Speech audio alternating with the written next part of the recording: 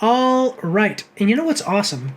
We haven't had to worry about that issue with you disappearing because I figured out that clock thing. So I don't think that you and I have checked this one out. Ellie and I have. This is a really popular reaction on YouTube. So it's going to be interesting. I'd like to see. Have you seen this? Like, watch this trailer with me. Don't say the name. Have you seen this trailer with me though? I may have. I don't think so. I don't know. But we're gonna watch it together. Both of us have early onset dementia, so we can't remember. But let's check it out. We're watching the trailer for The Little Mermaid. This is the official teaser trailer. It came out 3 days ago. Halle Bailey and Melissa McCarthy. Okay, coming at us from IGN. I've had some issues with the Little Mermaid trailers in the past, with some of the CGI not looking the best, characters, stuff like that.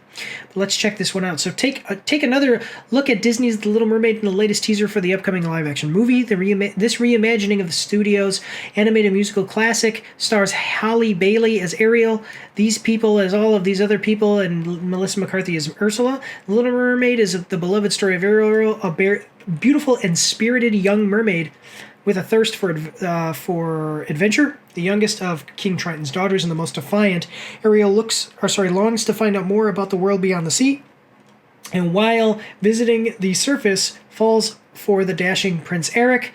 While mermaids are forbidden to interact with humans, Ariel must follow her heart. She makes a deal with the evil sea witch Ursula, which gives her a chance to experience life on land, but ultimately places her life and her father's crown in jeopardy. Okay. Coming to theaters on May 26, 2023. So let's check it out. We got a 1-minute trailer.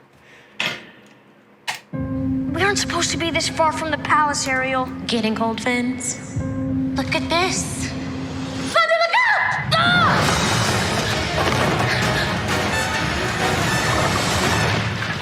You okay, Flounder? Sure. You gotta show him who's in charge. Oh, man. Just scuttle. I don't think that looks good at all. I wanna be I'm sorry. where people are. I wanna see them dancing. You can't live in that world unless you become a human yourself. I don't know. Life's full of tough choices, isn't it? Okay, Ursula doesn't look bad. She looked worse in the first trailer I saw, but she looks good now. You Okay. belong to me. Eric, look out! Disney's The Little Mermaid, rated PG, in theaters May 20. All right, what did you think? Just give me a rough overdraft of what you thought, because I'm going to go back and look at something specific. But what did you think? Kind of looks like a remake of the first one, but Yeah, it is. It's a remake. Yeah. I don't know. I don't know. I think Disney's trying to be politically correct. That's just my first thoughts and stuff like that. It's like, I don't know if this needed to be remade again and stuff, but it looked good. I mean, there was nothing wrong with it. I mean, it looked fine. I'm sure it's going to be a good movie and stuff like that, but it's kind of like Robin Hood. Like, how many Robin Hood movies do you need to have? I mean, I think that's 6 in my lifetime, From Staff Sergeant Matt here, commenting kind of on what you're saying, it says, sometimes they should leave the animation movies left alone, and this is a perfect example of that, of one that they should have never touched. Yeah, I will say, just real quick, we got 20 seconds to ad break. I'm gonna come back to this, but my biggest problem is, look at that. Does that even hold a candle to the expressive Flounder from the animated? Like, it's like nobody wants to see a dead-eyed, fish. Like, everybody wants to see an animated fish that can smile and blink, and this just looks terrible. We've got an ad break coming up right now, though, so we're going to go to intermission. When we come back, we'll continue with our thoughts on this and then go over the comments. So we will see you guys after these short messages. All right, we're back, guys. Wait, and there's other mic. Okay. And just going with what Staff Sergeant Matt here has said. I agree. Like, we really probably didn't need this. I was just looking it up because this is Flounder. And look at like a smile. You know, he's got the eyes, even eyebrows, and it doesn't look weird to have him have those features, and he can express. And here you have, hey, Ariel, we shouldn't be here on the surface. I'm telling you, like, just those dead eyes. And then also people were saying, like, what you have to realize is the photorealistic of, like, what a flounder actually is this. It's a flatfish. So if you were going to make, with two eyes on one side. Yeah. So if you were going to make a realistic flounder, this is what flounder should look like. Yeah. It's a bottom feeder, basically. Yeah, exactly. Yeah. And actually, to tell you the truth, if you see this right here, this has more expression than the fish that they chose. Yeah. He does. He's like, "Rrr, rrr, rrr." They could work with that, you know? Yeah.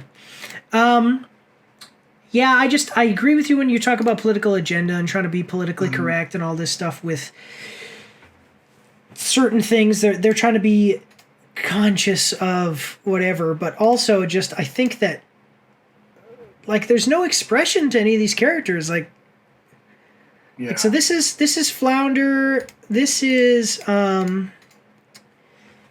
I forget what the name of the bird was.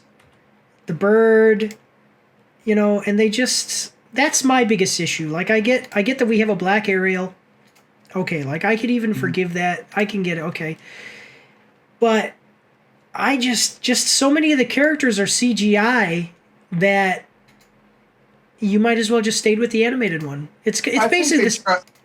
They tried to do this with Beauty and the Beast. Remember, they tried to make it like more like a real humans. That's what they did. It just didn't. Wasn't the same. Well, even the Lion King, like the Lion King had the lion. You know, like in the original Lion King, you have the little lion cub and he's dancing around and he's smiling and he's like, "I just want to be king," or "I can't wait to be king," and it was really cool. And then in the new Lion King, you got this guy and he goes, "I just can't wait to be king. I can't wait to be king." It's like lions can't smile. They can't move their eyelids in the way to make it look good. So, this is it's another one they kind of gloomy, a little gloomy. Yeah, and it's just another one that they should have just not. They should have just left the animated version because you're not going to beat the animated version, even if this one is really good. It's not going to be the animated version, you know, especially for kids, you know, so. But, all right, let's check out the comments section. After seeing this and looking up who's all in it, I'm thinking to myself, if they're doing an almost note-for-note adaptation of the 1989 animated movie, who did they get to portray Ursula when she comes up to the surface, looking beautiful with Ariel's voice to seduce Eric, to cheat out Ariel of the bargain made between them? Is from, whatever. Jessica Alexander. So this is apparently... This is going to be the person, the Ariel, when she comes up on shore. Okay. Oh, okay. Another thing, too, is that they are not doing a shot-for-shot remake. They're changing things. And again, they're changing things to be more politically correct, which kind of sucks. How dark do you want the lighting to be? Disney. Yes. There you go. See, you were just saying a little gloomy, too. Let's see. The way they keep hiding Ursula's full appearance is telling me it's not. It's going to be deeply bizarre in some way.